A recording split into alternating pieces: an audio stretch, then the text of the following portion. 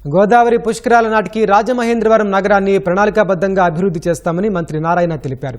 ప్రజాప్రతినిధులు, ఉన్నతాధికారులతో మంత్రి ప్రత్యేక సమావేశం నిర్వహించారు.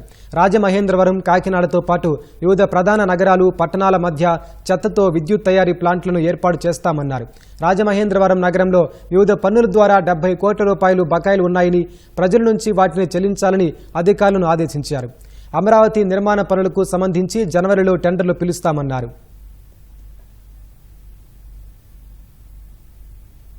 ఇక్కడ ప్రజలకు కావాల్సిన అవసరాలకు తగ్గట్టుగా ఇన్ఫ్రాస్ట్రక్చర్ డెవలప్ చేయడానికి వాళ్ళ మీద ఎక్కువ బర్డెన్ పడకుండా తక్కువ బర్డెన్ పడేటట్టుగా ట్యాక్స్ కలెక్ట్ చేయొచ్చు. 2014-19లో ఒక్క పైసా అంటే ఒక్క పైసా ఏ ఇయర్ కూడా మేము ట్యాక్స్ పెంచలేదు. కానీ గత ప్రభుత్వం ఎన్నోసార్లు పెంచేసింది. ఆ లీకేజీలను అరికట్టడం వల్ల 750 కోట్ల రూపాయలు ఇన్కమ్ పెరిగింది. ఎందుకంటే అడగటం లేదే వదిలేశారని దాంతో యాక్చువల్ గా ఫర్ ఎగ్జాంపుల్ మున్సిపాలిటీ తీసుకుంటే 79 కోట్లు హౌస్ ట్యాక్స్ కావచ్చు, వెహికల్ ప్లాంట్ ట్యాక్స్ కావచ్చు, వాటర్ ట్యాక్స్ కావచ్చు, పెండింగ్. అవి కాకుండా ప్రైవేట్ తీసుకుంటే దాదాపు ఒక 40 కోట్లు. వాళ్ళందరికీ అవేర్నెస్ చేసి, ఎడ్యుకేట్ చేసి వాళ్ళ దగ్గర కలెక్ట్ చేయండి. టెండర్లు పిలవడానికి 45,000 కోట్ల రూపాయలకి అథారిటీ క్లియర్ చేసింది. రేపు కేబినెట్ ఉంది, ఆ కేబినెట్ లో కూడా పెడుతున్నాం. అది కూడా అవుతానే 4-5 రోజులు టెండర్లు పిలుస్తాం.